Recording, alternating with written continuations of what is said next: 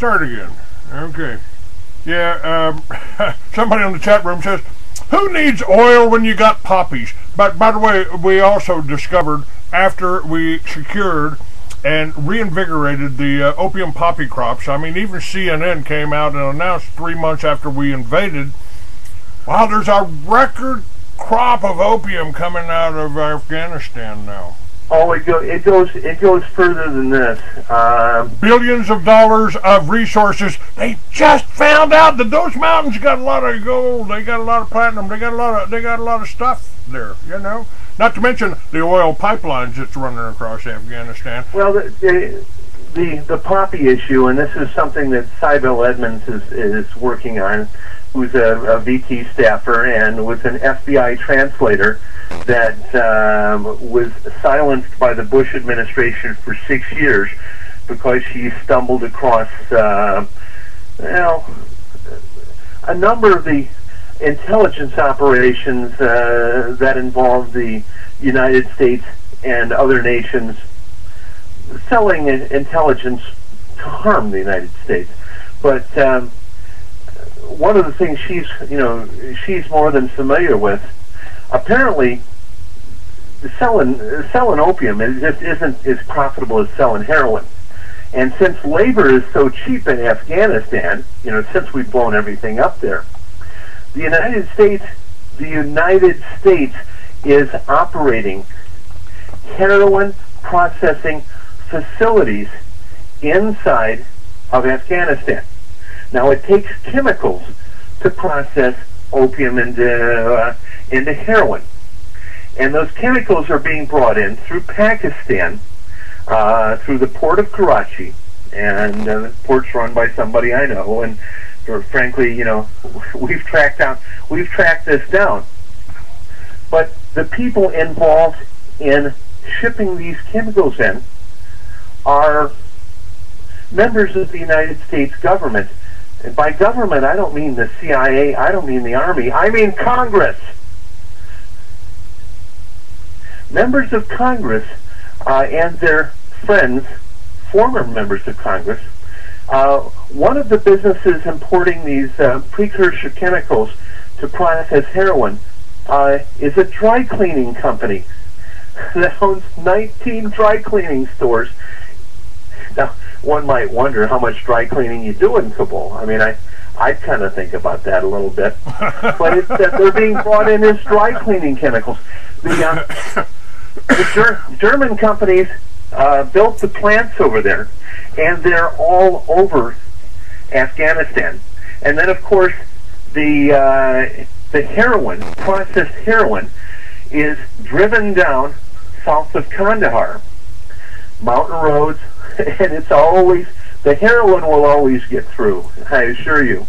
Where it's picked up at American bases, guarded by State Department security personnel who I've spoken with, who weren't aware of what was being brought in or loaded, or at least they claim they weren't. And hey, these are American military guys.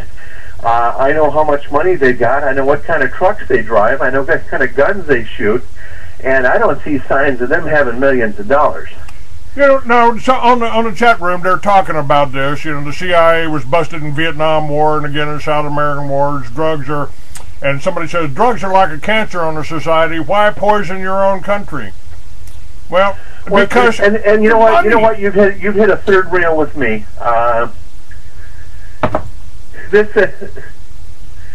The entire war on terror, what it has been. Of course, we have 3,000 victims of terror here in the U.S., from 9/11. And those victims of terror, as far as we've been able to tell, and who the heck is veterans today other than a bunch of military and intelligence people who aren't being paid off by anybody? Oh, they're pretty much the only people capable of getting to the truth, the only people with the analytical skills. Check who we are. Just go on to the staff page, and that's why they know. And we'll pretty much tell you this. I think I stated this in an article last week. We can't prove that the state of Israel was 100% responsible for 9/11. We can prove it's mostly responsible. That's not hard at all. We can now prove it in a court of witnesses. We've got witnesses to the planning on 9/11. We're ready. We would be ready to take this to a criminal proceeding. The witnesses we have are not only credible, they've been interviewed by the FBI. And we're ready to clearly state that Mike Harari, operations chief of the Mossad, planned 9/11. And Michael Harari is included in named by name in my book, Mystery Babylon, the one nobody wants to read, nobody wants to see. And Michael Harari. He actually had a celebration celebrating Israel's successful operation. Now, what we do know is that we'll call it a rogue group within the U.S., which included almost every advisor of President George W. Bush, and we can't prove he knew. We don't necessarily know if Bush knew or not, but we know that everyone around him did know. Well, let me add to that. President Bush was named by Colonel in the Operation Watchtower, Colonel Catolo, named George Bush because he was CIA director at the time. He was the one covering for the Mossad, and Michael Harari was working for Manuel Noriega. Now Manuel Noriega's in jail, but Michael Harari isn't, and Michael Harari was the one responsible for murdering Colonel Catolo over in England. Well, we've got these things to look at that happened. Take a look. The best way to check on anything is to see what happened and then figure out who made money from it. During the Bush years, it isn't just the $3 trillion that the banksters, and the majority of them are Israeli citizens for whatever is involved there. It isn't just that. We have over $12 trillion that was pumped out by the Fed that has gone missing. $12 trillion. Almost our entire national debt, the greatest part of it, has gone missing.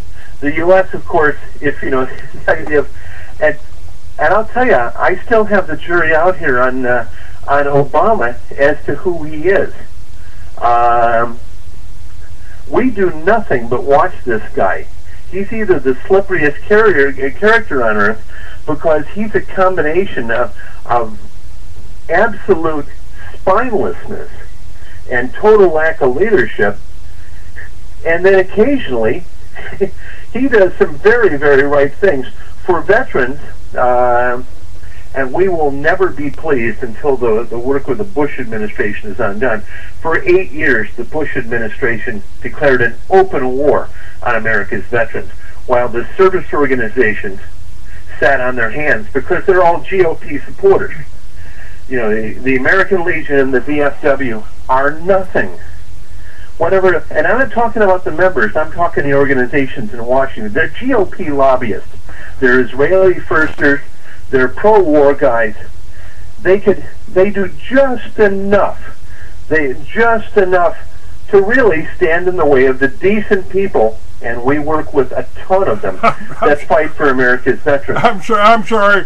The image of Rush Limbaugh calling me a black helicopter nut flashed to mind. I'm still thinking about Glenn Beck, his partner, believing that God struck down the Japanese. And of course, so I've got to figure what God that is, his personal cowboy god, or one of the others. But I brought up something over and over again over the last 20 years that I've been doing this broadcast. I've said anytime a communist regime takes over a country, they go after 3 classes of people, almost in order. They go after the farmers first, they go after the intelligentsia next, and then they go after the veterans and the law enforcement that are still loyal to the old regime. That would be the Constitution in our case. And all of that is happening right now. The war on drugs, the whole demonization of hemp, resulted well, in... you just hit a third prayer with me again here. You said Constitution. And it's one of those things that I can talk about a little bit. I've read it and have a little understanding of it. But this Supreme Court thing, we don't have a government. The Supreme Court rules the United States. We have nothing to talk about but third rail issues. Now, we've got some really stupid Supreme Court justices. Roberts is a moron, an absolute moron and tool, an utter tool. And I would like to see him removed. But we do have Clarence Thomas, who's once accepted $700,000 in honorariums that Thomas decided to hide from the Supreme Court. And of course, who's she working for? She's working for the Heritage Foundation, one of the group of organizations, of course, that veterans fight against. These are ultra-right-wing organizations that have a position in almost every, in every critical issue that comes before the Supreme Court. The Heritage Foundation has a position, and it's invariably a position as far from the welfare of the people of the United States as you can possibly be. Although I have friends in the Heritage Foundation, I've got friends in every group I hate. I seem to have a lot of friends that end up there for whatever reason. I'm wondering what kind of person I must be. But I wondered about that too. Now, I should warn you, you need to be careful here, because an awful lot of my guests have ended up in jail or dead. Well, this is this thing with the Israelis. I'm looking at Global CST, and outing them about the violations in Israel, and then I've got to take a look at the company and see how many of my friends are working for it. I've worked in security contracting for some time. A lot of my friends are security contractors in Israel. Israeli companies that that you can't do anything. This is part of the problem with the Arab world. Israel's sitting there, and nobody can do anything without them. They do have a tremendous amount of expertise. I found them to be can-do people. When given something decent to do, they can do it. And the problem is that it's a country that's been hijacked by an ultra-nationalist organization, the Licudists, that are basically not only, worse than the Taliban.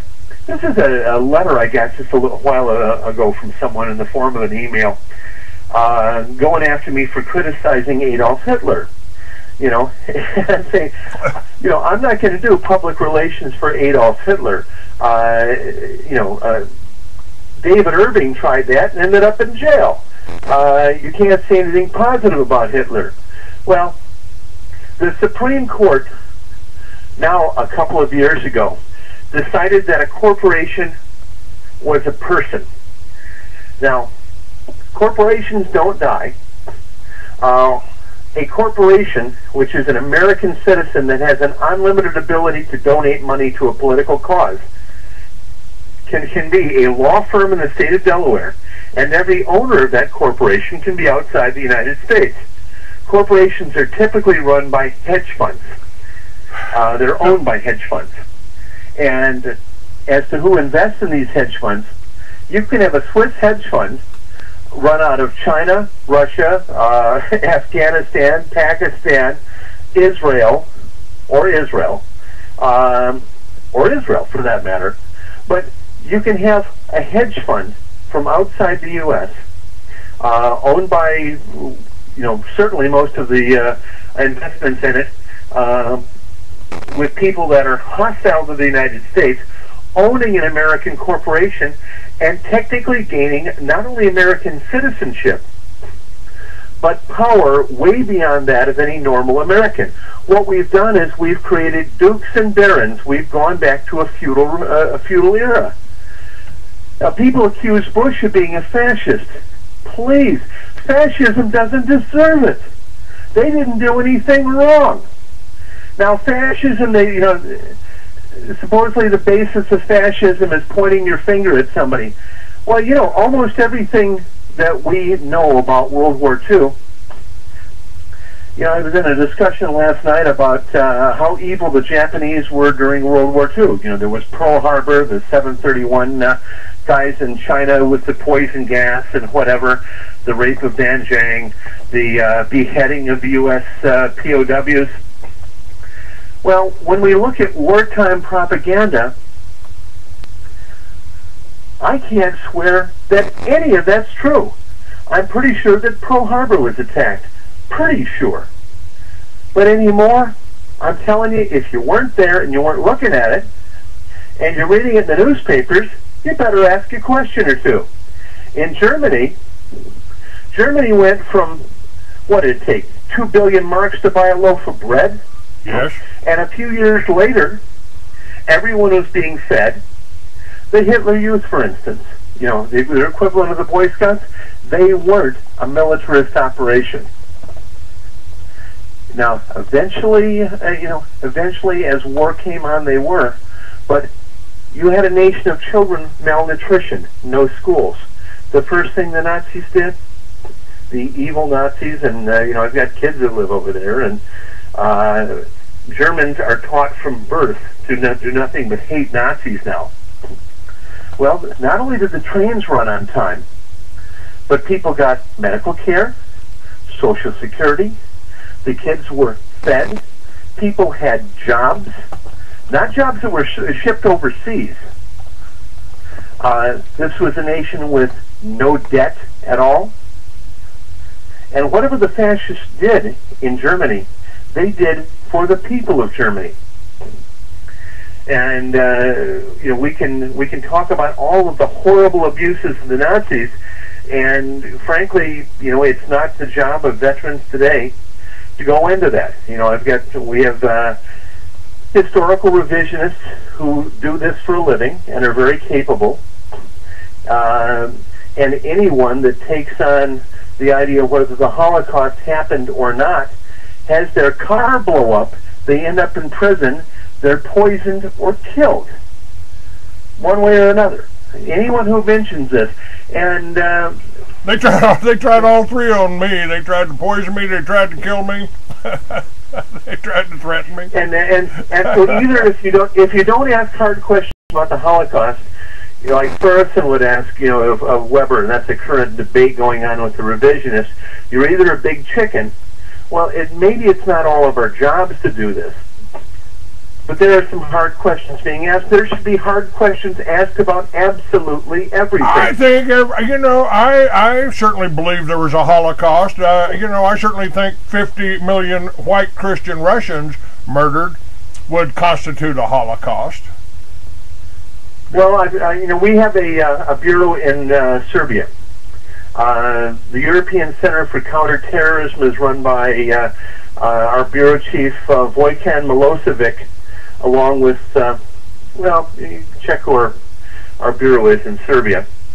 And one of the things Milosevic, and this is an article I'm probably going to put up, this is at a counterterrorism symposium in Europe, held by the European Center for Counterterrorism, and one of the things they speak about openly there is 9/11 and Israel's role.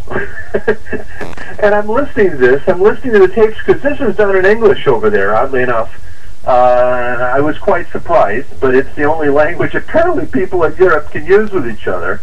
And Milosevic's talking about 9/11, and he's in a room full of counterterrorist specialists, government officials, pretty much the kind of people that would be walking out of the UN, and he's talking about Israel, 9/11, the Bush administration, inside job, all of the stuff that 9/11 truth people, and certainly the real intelligence community in the U.S. talks about continually. And nobody in the crowd says a word. They all, I've got the tapes here. It's a 20-minute tape. I'm going to stick it up online. He has nothing but agreement.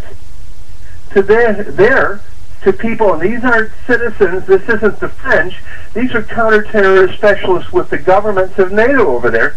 Now, of course we know it. When they're by themselves. And this is one of the things I brought up last week.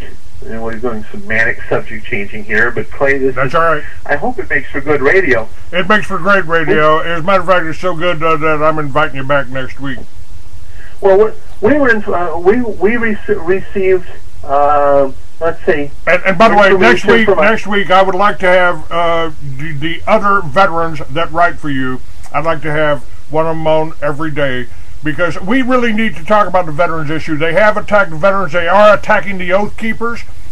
You know, they're trying to demonize them. They tried to use me to demonize the Tea Party movement in the NAACP, because they prefer you to listen to Sarah Palin tell you it's okay to bomb. We need to go bomb Iran now, you know, rather than listening to me. Well, how you tell when you're dealing with a traitor? And this is, you know, this is one of those axiomatic things here. You mean like Songbird McCain that ran for president? Yeah.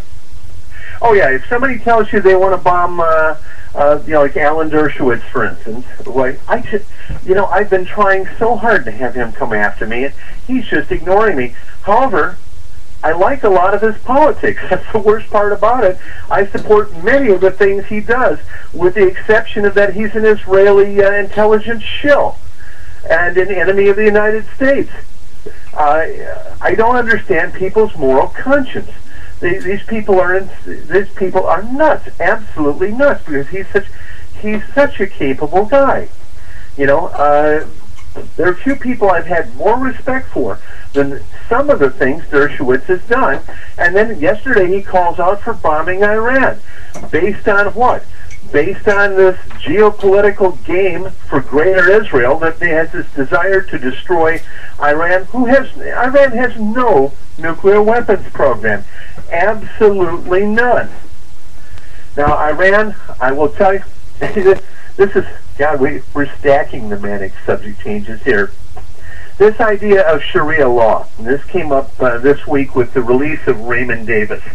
The U.S. supposedly hates the idea of Islamic law, and yet in order to get Raymond Davis released, the U.S. paid millions of dollars of bribes to the government of Punjab.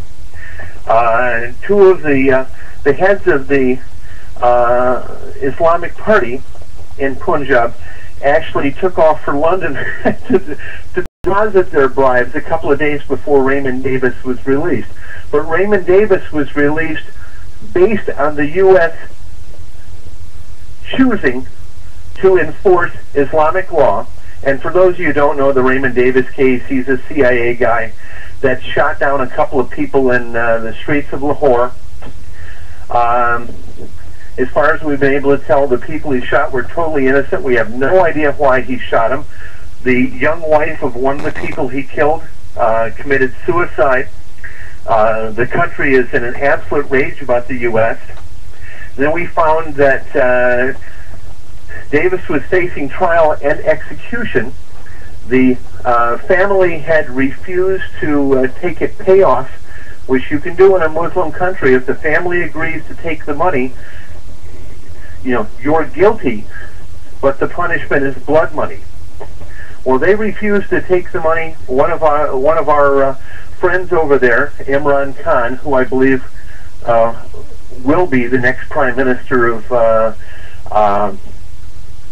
Pakistan, and I have the tape recording of our phone call on a YouTube at the Veterans Today site. So you can find that in my last Raymond Davis article, and also the interview I did with Izul Haq, former Minister of Religion. He's the son of General Zia, former Prime Minister of Pakistan that was executed. Both are friends, and the U.S. paid a $2 million bribe to get a murderer, a confessed murderer in this case. You can't be released under Sharia law unless you confess, released. Now, how they got the family to take the money? Police cars came by, told the family they were being taken to be interviewed. The family was taken to a secure location. They were locked up. A gun against the head. Sign the paper or you don't get out. How do I know this? I had people in the room. They called me as soon as this went on. It's another one of those Veterans Today exclusive things, the same as the current issue in Lebanon. We were the first ones to call for the no-fly zone and involvement to stop Gaddafi. And of course, our rationale there is because Gaddafi was not subject to any U.S. hostility. Gaddafi is a tool of the U.S. and British oil companies. He's had a long partnership with them and has been working with Israel since the 1970s when they were making nuclear weapons and poison gas together. And as far as I know, Gaddafi still has his poison gas, 3 barrels at last check of VX gas that he has, which is enough VX gas to kill every living thing on Earth. You know, if you want to check, look up what VX gas is. He got it from South Africa, where they were supposed to destroy this after the Truth Commission, after Mandela took office. And we know the people that transferred it to him. We know the people who shipped these 3 barrels of VX gas. We know the doctor involved in making it. We know the shipping agent. We know he has it. And it's the most dangerous material on this planet. If anything was ever a weapon of mass destruction, and he has had it for a very long time, and the U.S. has been totally aware he's had it, and we haven't cared. Because he's doing business. He gave big oil concessions, good pricing. 300 American oil supply companies are operating in Libya. He threw out the Italians. He threw out the French, brought the Americans in, gave big oil contracts to BP, which made Tony Blair his best friend. Gaddafi's best friend in the whole world. He has 2 best friends, George W. Bush and Tony Blair. Bush, Blair, Gaddafi. Larry Moe Curley. And so over here, the press portrays Libya being run by this evil dictator. And so we never look and see what's really happening inside that country. Well, he's an evil dictator. He's an evil dictator just the ones we have here. I said, what about Saddam Hussein? If he was such an evil dictator, why would he stand on the balcony with 10,000 armed Iraqis armed with automatic weapons? I mean, would you see George Bush or Obama get up before a crowd of armed NRA people? And as we can, of course, this is a scary thing for me because I'm a gun rights guy. You know, I'm a gun owner. I'm a gun advocate. I don't like the NRA because the NRA bleeds money out of gun owners. Turns out they're a stupid magazine, and then of course supports the politics that built Homeland Security and taps our telephones. The NRA is very anti-democratic, very anti-freedom. It is the absolute opposite of what it claims to be. And what it is, of course, it's like those anti-abortion people that convinced Americans that they needed a dictatorship to save unborn fetuses. Well, the NRA is a group, in order to save gun owners, we have to live in a dictatorship. The NRA politically is a pro-dictatorship operation, as is the American Legion and VFW. There are no worse organizations than this. And then I have my own issue, and you and I can fight about that one, but when the Koch brothers, the Israeli billionaires, bought the Tea Party, and now we have 3 Tea Parties. These are Tea Party governors we have here in Wisconsin, Ohio, and Michigan that are setting up dictatorships. They cut taxes for their rich buddies. They're closing schools, laying off police, fire, teachers. They're cutting budgets, but they're cutting budgets, of course, because we were already broke. They came in and paid off their rich friends the first thing they do when they come in. when they came in. These guys, these guys are monsters. You mean kind of like George Bush? Governors? You mean kind of like George Bush giving $2 trillion of your taxpayer dollars away to the owners of the Federal Reserve on his way out? Oh yeah, exactly that. And let me one other. We're running out of time here. I want to have you back. I want to have Veterans on starting on next Monday.